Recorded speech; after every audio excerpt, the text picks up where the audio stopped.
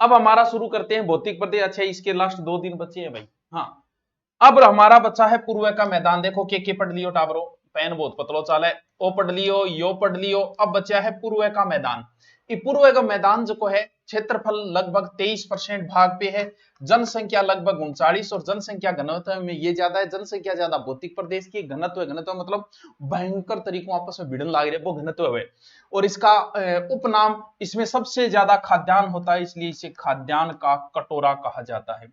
इसके 4 भाग है, यानी नदियां ही नदियां, जैसे चंबल नदी बहती है, चंबल बेसिन बोल दिया। छप्पन नदी है, सॉरी माई नदी है, माई बेसिन बोल दिया। बनास नदी है, बनास बेसिन बोल दिया। और बाणगंगा है, बाणगंगा बोल दिया। अब एक एक नदी का डिटेल है कि सबसे पहले चंबल नदी, चंबल वहीं से गुजरती है जहां पहले गुजरती थी।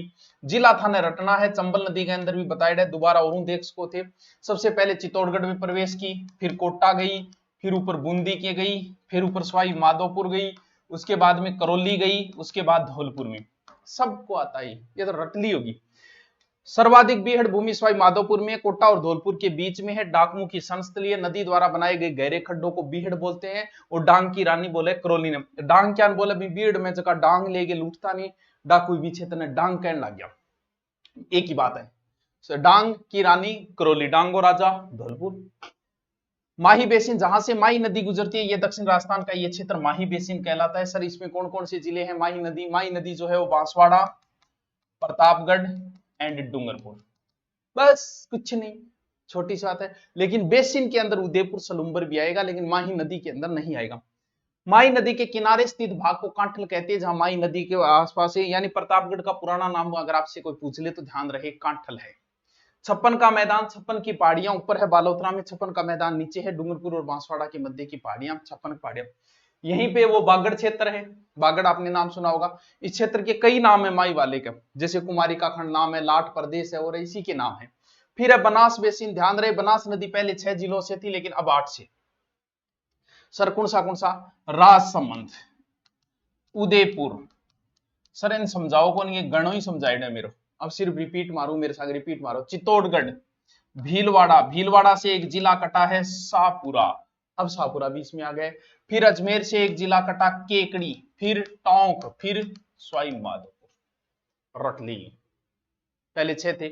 इसके 2 भाग हैं, यानी जो बनास नदी जो बहती है ऐसे करके, ऊपर वाली का अलग नाम है, नीचे वाली का अलग है। ऊपर वाले का नाम है मालपुरा करौली का मैदान। सर इसमें कौन सा जिला आएगा? टोंक, सवाई माधोपुर, करौली जिले आ जाएंगे, ऊपर वाले जिले। कांपिय मिट्टी है, भूरी मिट्टी है यहाँ की।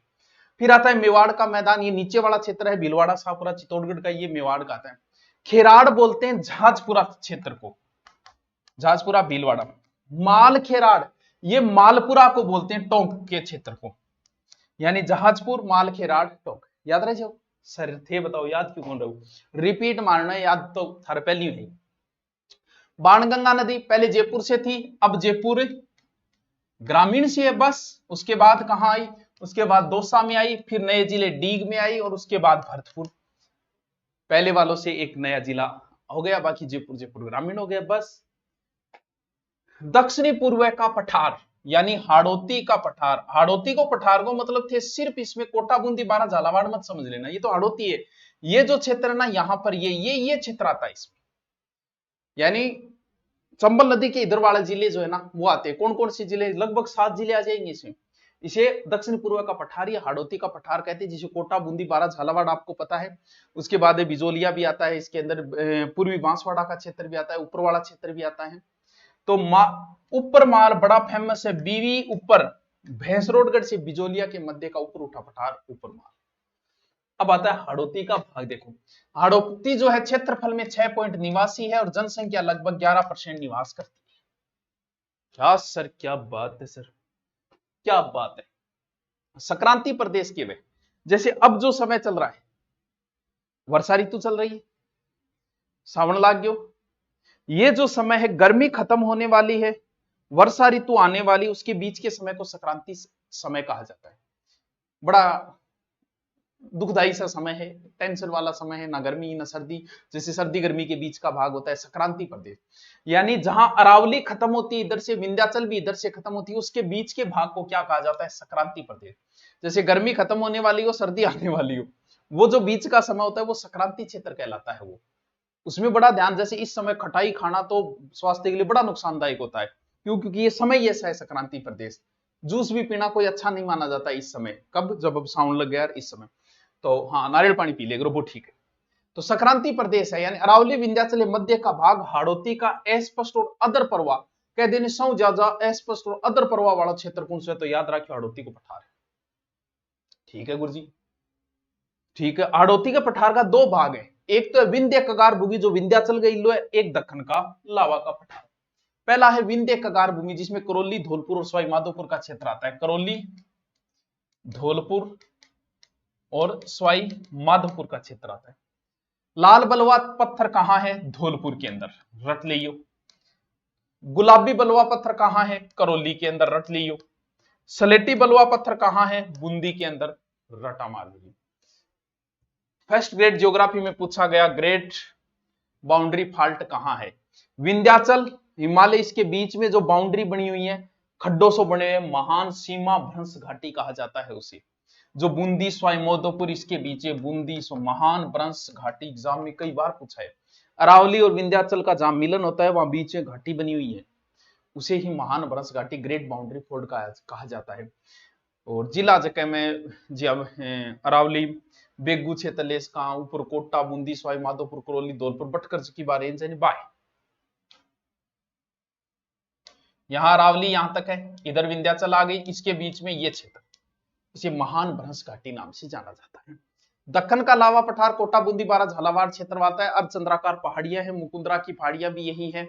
सर्वोच्च शिखर इसका सतूर है बूंदी के अंदर। फिर मुकुंदवाड़ा की पहाड़ियां हैं, ये हाड़ौती के दक्षिणी, जिनका हम बाद में भी जिक्र करें। फिर शाहबाद का क्षेत्र भी इसी के अंदर आता है, 12 में।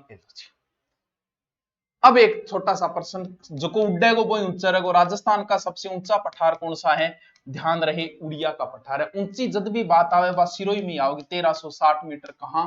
सिरोही। एकदम नॉर्मल सा प्रश्न। राजस्थान का सबसे ऊंचा पठार है, गुरु शिखर के जस्ट नीचे।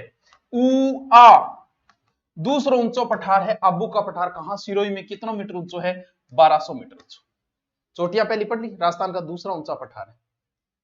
और इसी पे सबसे ऊंचा शहर बसा हुआ है, कौन सा? आबू शहर। वह राजस्थान में सर्वाधिक ऊंचाई पे बसा, सर्वाधिक ऊंचाई पर बसा नगर जो है वो प्रतापगढ़ है, शहर आबू है। तीसरा आता है बोराट का पठार। ये कई बार एग्जाम में पूछा गया है, बोराट का पठार। कुंभलगढ़ से लेके महाराणा प्रताप के जन्म से लेके राज्याभिषेक के बीच का पठार, ऐसे याद करो। कुंभलगढ़ से गोगुंदा के मध्य का पठार को बोराट का पठार कहते हैं। जरगा इसकी सबसे ऊंची चोटी है। फिर मेसा का पठार है, चित्तौड़गढ़ है। लसाड़िया का पठार सलूम्बर झील के पास में अपन ने जिक्र किए। फिर उपरमाल का पठार जिक्र कर चुके। भोमट, बीला, छादी क्षेत्र।